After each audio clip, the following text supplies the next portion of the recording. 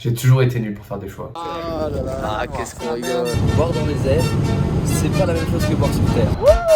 La côte de cochon. J'ai adoré ça, vraiment. J'en ai réplique. Qu'est-ce qui se passe? À partir du lycée, c'est là qu'on va avoir les premiers choix importants de nos vies qui vont arriver. Et Dieu sait que c'est pas simple à gérer.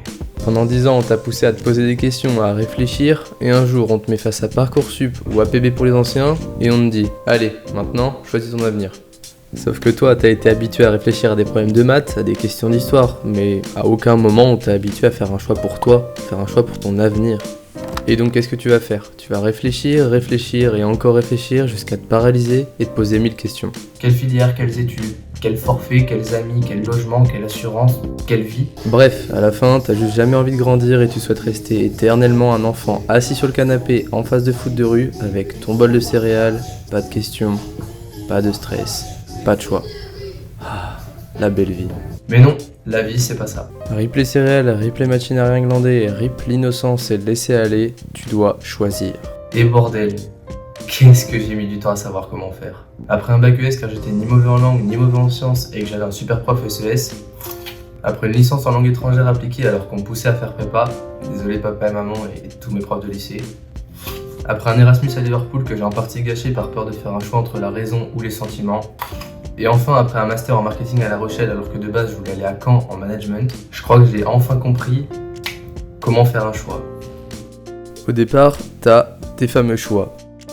Une fois que tu as fait le bilan un peu des choix que tu pouvais avoir, tu vas voir le processus ou la méthode, comment tu vas justement définir un choix qui va sortir du lot, et à la fin, tu as le résultat, qu'est-ce que telle méthode va t'apporter comme résultat. Donc là, on va partir du principe que tu as 5 choix. Au niveau de la méthode, on va partir sur la première méthode la plus simple, c'est simplement réfléchir au choix et essayer de te demander qu'est-ce qui te correspond le mieux. Le souci à ça, c'est que tu vas anticiper au maximum tous les choix, et en anticipant tous les choix, t'as l'impression qu'il y en a encore beaucoup qui vont te plaire, et c'est pour ça que tu vas en garder 4 sur 5. Et le résultat de cette méthode-là, le fait de réfléchir, c'est que ça va te faire donc détailler tes choix, mais ça peut créer un blocage tellement t'as de choix, et au final, ton esprit va être paralysé, et tu vas pas avancer. La deuxième méthode, c'est que tu réfléchisses, mais que cette fois, tu en parles à tes proches, mais à des vrais proches et des gens de bons conseils, à des proches qui sont positifs pour toi. Tous les proches sont pas positifs et c'est important de choisir les bons. Et cette fois, avec cette méthode, tu vas pouvoir éliminer un peu plus de choix. Par exemple, tu vas en éliminer 2 sur 5, ce qui fait qu'à la fin, il te reste que 3 possibilités. Ce sera déjà un peu plus vivable. Et avec cette méthode, au niveau des résultats, c'est que tu vas retrouver à nouveau le détail des choix. C'est que tu vas savoir imaginer à peu près chaque possibilité pour les choix qui te restent. Tu vas pouvoir nuancer tes choix, c'est tout l'intérêt d'en parler avec les bonnes personnes, elles vont t'apporter une vision un peu plus objective que la tienne. Et en ayant cette vision, en discutant, ça peut te motiver à faire un choix, ça peut te motiver à aller dans une voie en particulier. Mais malheureusement, ça peut aussi faire l'inverse si tu choisis mal les personnes à qui tu demandes ça.